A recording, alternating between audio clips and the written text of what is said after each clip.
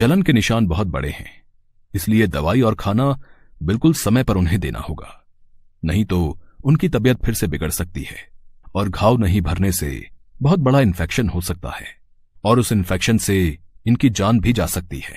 शशि सुगंधा को लेकर घर आ गया और माँ को सारी बातें बताई। अरे वो डॉक्टर पागल है, हम क्या इसे भूखा रखते हैं? वैसे कितने का बिल बनाया उस डॉक्टर ने? ये डॉक्टर सब आजकल के लुटेरे होते हैं, लुटेरे। माँ, सुगंधा का हमें ध्यान रखना होगा, इसकी दवा और खाना दोनों का। इसे अच्छी और पौष्टिक चीजें खिलानी होंगी। माँ, मैं तो सारा दिन ऑफिस में रहता हूं, आपको इस पर ध्यान देना होगा। अरे ये भी कोई बोलने वाली बात है?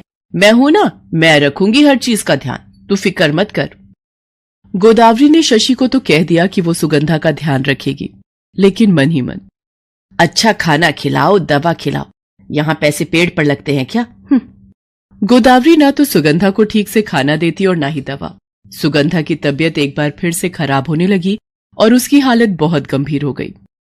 उसे अस्पताल में फिर से भर्ती किया गया, लेकिन सुगंधा की जान नहीं बच सकी। डॉक्टरों ने पोस्टमार्टम रिपोर्ट में लिखा कि उसे ना तो ठीक से दवा मिली और ना ही खाना। वो भूखी ही मर गई। पुलिस ने जांच की और गोदावरी को दोषी पाया। तमाम सबूतों से यह साफ साफ साबित होता है कि गोदावरी एक बहुत ही निर्दयी और कंजूस औरत है, जिसने पैसे बचाने की खातिर अपनी बहू का ना तो ठीक से इलाज करवाया और ना ही उसे खाना दिया, जिस कारण वो मर गई।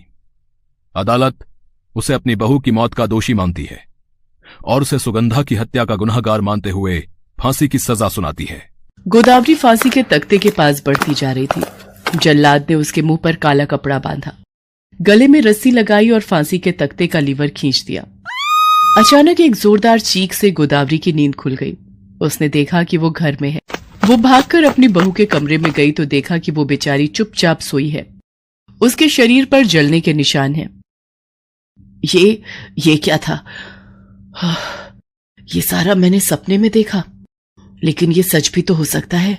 मैं बहू को ना तो ठीक से दवा दे रही हूं और ना ही खाना। नहीं, ये गलत है। मैं एक इंसान होकर ऐसे राक्षसों वाली हरकत कैसे कर सकती हूँ? नहीं, मैं ये नहीं करूंगी।